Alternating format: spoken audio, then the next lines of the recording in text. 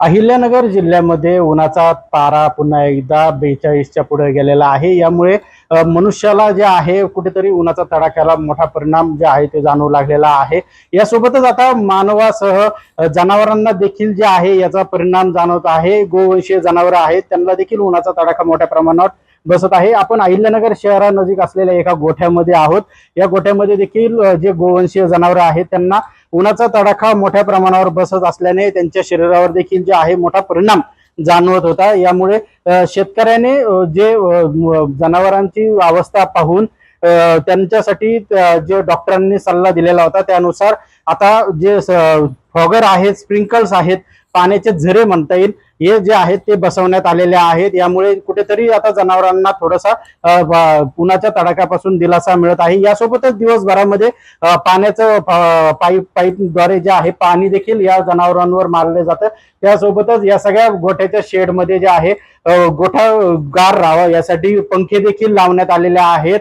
कुठेतरी उन्हाचा तडाखा या सगळ्या जनावरांवर बसल्यामुळे दुधावर देखील परिणाम झालेला आहे। शेतकऱ्यावर देखील जे आहे उत्पन्नावर परिणाम झाल्याचं पाहायला मिळतं। आपल्यासोबत शेतकरी आहेत, जे दूध उत्पादक देखील आहेत, आपण त्यांच्याकडून जाणून घेऊया नेमकं उन्हाचा तडाख्यामुळे जनावरांना कसा परिणाम जाणवलेला आहे। दादा, उन्हाचा तडाखा मोठ्या प्रमाणावर आहे अहिल्यानगरमध्ये, कसं याचा परिणाम जनावरांमध्ये झालेला आहे?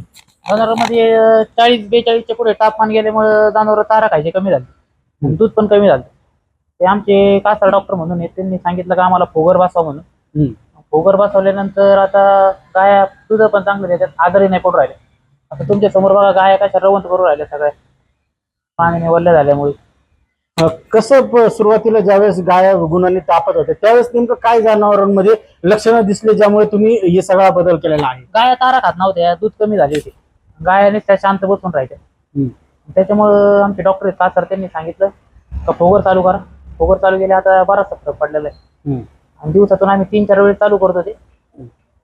फरक किती खर्च आला या सगळ्या फोगरला? असेल, पंखे लावलेले आहेत, स्प्रिंकलर्स चालू आहेत, पाईपद्वारे पाणी मारते, कसं या सगळ्याचा खर्च होतो? स्प्रिंकलरला आपल्याला 2000च्या आसपास खर्च आलेला आहे। पंख्यांना तर पंखे आता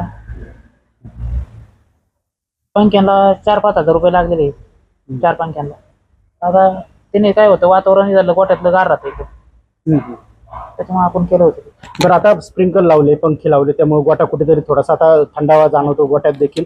त्यामुळे जनावरांमध्ये आता काही बदल झालाय का? दुधामध्ये परिणाम झालाय का? त्यांचं खाणं असेल, त्याबरोबर त्यांचं वागणूक असेल, काय परिणाम जाणवलाय? जनावरांचं आता दुधामध्ये वाढ झालेली, जे 20-30% दूध कमी झालं त्याच्या अगोदर ते आता मेंटेन मध्ये राहिले।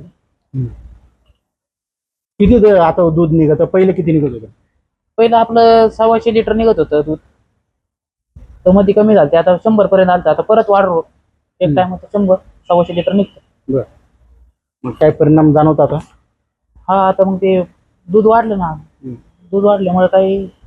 बरं, कुठेतरी आता दुधाला देखील भाव नाहीये, शेतीच्या हे जे सगळं इंधन वाढलेलं आहे त्याच्यामुळे देखील सगळ्यात मालाला जे आहे ते भाव वाढलेला आहे, त्याचा काही परिणाम जाणवलाय का तुम्हाला? हा परिणाम जाणवला, आमचे खुराकाचे पोते महाग झालेले आहेत, चारा पण महाग झालेला आहे। त्यामुळे काय अपेक्षा वाटते तुम्हाला, काय करावं? सरकारने याच्यावर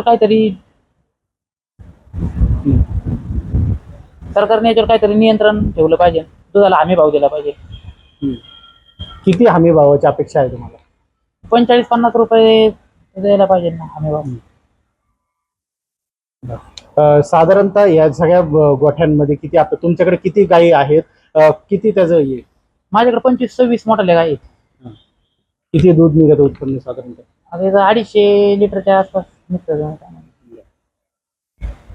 नक्की जे आहे उन्हाच्या तडाख्यामुळे कुठेतरी शेतकरी देखील आता जे आहे त्रस्त झालेला आहे। कुठेतरी जे आहे शेतीमालाला भाव नाहीये, शेतामध्ये पिकं नाहीयेत, कुठेतरी या दुधाच्या माध्यमातून जे घराचा उदरनिर्वाह आहे ते सुरू असताना आता उन्हाच्या तडाख्यामुळे जनावरं देखील जे आहेत ते आता त्रस्त झालेले आहे. त्यामुळे कुठेतरी दुधाच्या उत्पन्नावर देखील परिणाम झाल्यामुळे शेतकरी आता हातबल झाल्याचा पाहायला मिळत आहे. त्यामुळे कुठेतरी सरकारने दुधाच्या भावाला देखील हमी भाव दिला पाहिजे अशी अपेक्षा शेतकऱ्यांकडून करण्यात येत आहे. गिरीश राजकर, नवराष्ट्र, अहिल्यानगर.